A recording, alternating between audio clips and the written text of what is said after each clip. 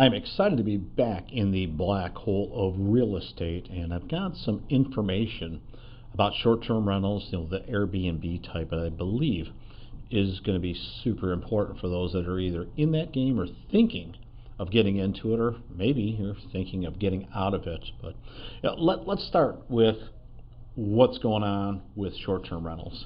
I believe that as we, let's call it post-COVID, are examining vacation habits, we're finding that a growing number of people are spending less time in Airbnb type properties. And the numbers show that overall short-term rentals are down 35, maybe 40% nationwide in 2023. So those numbers are just about in.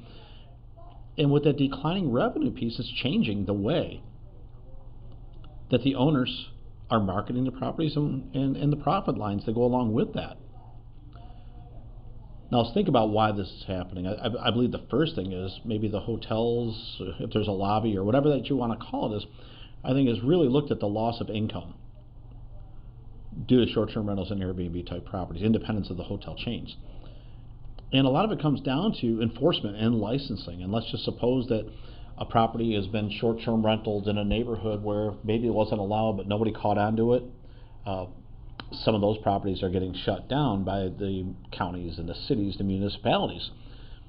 And now they're enforcing. There's people out there. There's revenue. Says, listen, we're getting complaints from neighbors, and 12 people showing up for a weekend party disrupting a neighborhood. So the self-policing is, I don't know if the government really stepped in so much as that the complaints have been sent along to the cities, the counties, or police, whatever that is.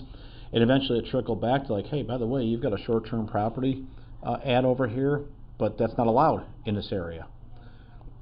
And so I believe what you find now is there's a number of properties that were bought on the premise of short-term rentals for great profits, and now that their revenue stream has gone away, there's still the opportunity to rent it on a monthly basis, but those net results in the income column aren't necessarily as good as they were as short-term rentals, so it's changed the game for a lot of the owners.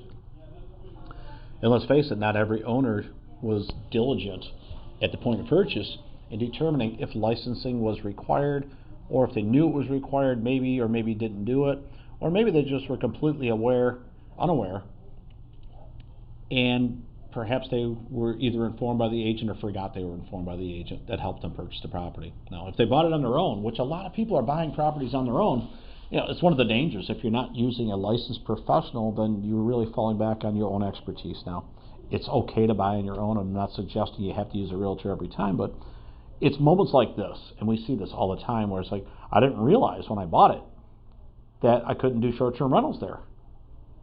I'm like, wow, okay, so either you didn't know to look for it, or you chose not to look for it and chose to ignore it. And if you didn't have representation, well, ultimately, buyer beware, that's on you. Now, if you had a licensed professional helping you and they chose to omit it to make a sale, or didn't know about it, then they were undereducated, or maybe they told you and you ignored it, or they didn't take an extra step to remind you to do it. I don't have a finger of judgment to be pointed right now, but that's how most of this has happened. You could certainly say the seller didn't inform you. Well, was it their job to inform about short-term rentals? I'm not sure. We'd have to examine each specific case. If the agent was negligent and not disclosing something that should have been disclosed, I guess you could look down that road. If there was, again, if there were realtors involved, but if it's person to person selling it, what are the rules? I think every state might be different on that. So it gets interesting. And it's not beyond the municipality to alter or change the rules. There are times where the city might allow it, but maybe a condo building doesn't allow short-term rentals, or maybe the condo building allows rentals within a certain time period that are different from the city. Because they've got a hotel desk or something inside of it, which is its own little super city, and how they do that. There's so much to peel back the layers on about how we got in the situation, but all the examples I've given you, they all pertain to declining revenue of short-term rental properties. And as the revenue declines, some people will pivot and say, listen, I've got a fully furnished property I want to rent on an annual basis. We see a lot of that coming in.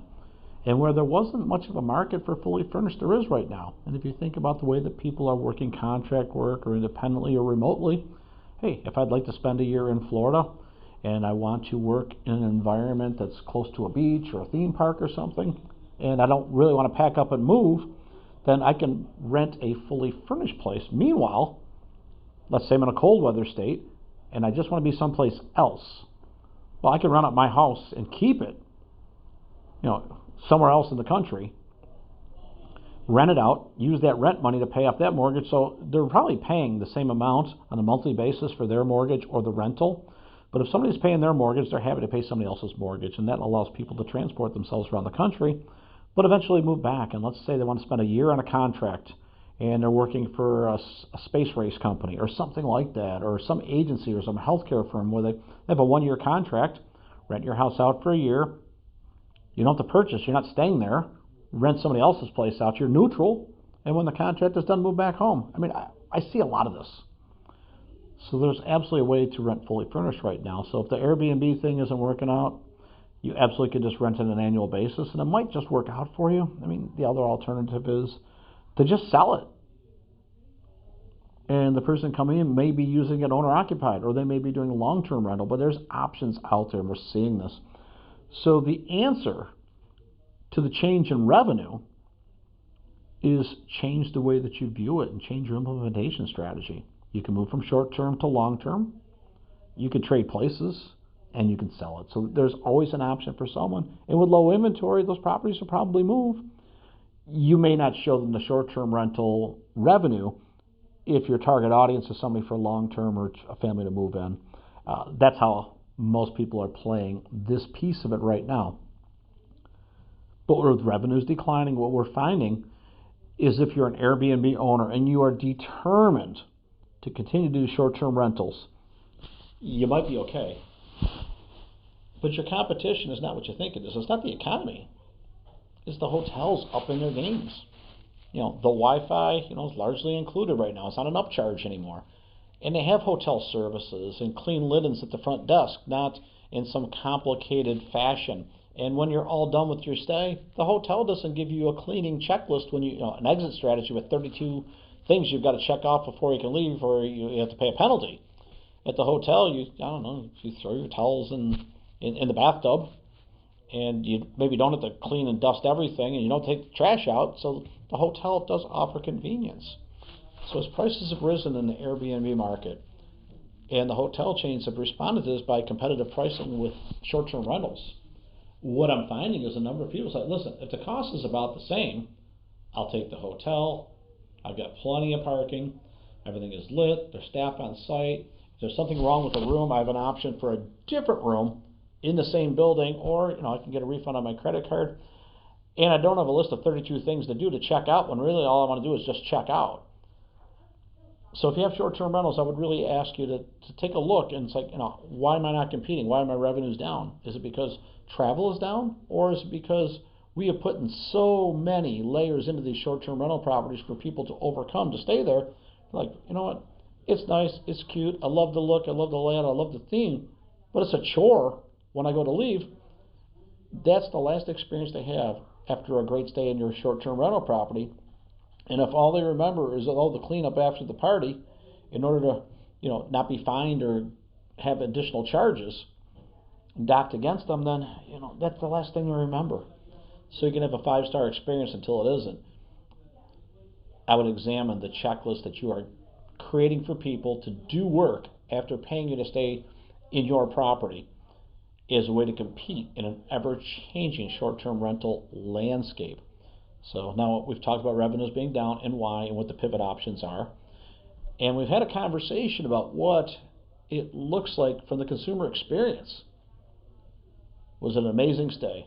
Did it have everything that was needed? Was anything accessible that either was unforeseen or repair? Were there options if there's something wrong with the room? And is it a long checklist? Now we've got those options in place. The last piece of the short-term rental game is if you want to get in. And now you're armed with great information, because your opportunity is somebody who's playing the short-term rental game that either got tired of it or had declining revenues, not realizing they made the experience less than desirable. That could be an option to buy a short-term rental property at a perceived discount. The interest rates are super high, but if you're paying cash, it doesn't matter. But interest rates being high is actually really good for a cash investor or somebody who can overcome it with high revenue streams. You can eventually refinance when rates come lower, but if you can make it profitable on today's dollar, and it's a painful experience for the current owner, you might be able to negotiate a far better price right now than, say, 6 months or a year when the rates go down. See, when rates are high, we'll use that term, relatively high, and they come down in a year, now there's a whole new buyer's pool that's coming in because it's far more affordable on what the typical model is for profitability. So if you can be profitable at high interest rate, you'll just be more profitable when the rates come down, and you'll face less competition. When you go to buy the property, when more people are able to make the numbers work with less tools and resources. See, the interest rate is the governor of how many people are going to compete with you to make the purchase.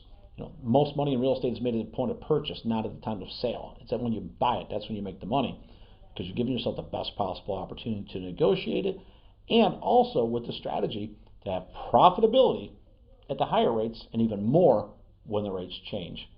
Hope that you guys enjoyed this episode regarding short-term rentals, what the pivot points are, how to enhance the customer experience, and how to buy in at a time when the opportunities are larger than you think. This is Ron Wojciechowski for the Black Hole of Real Estate.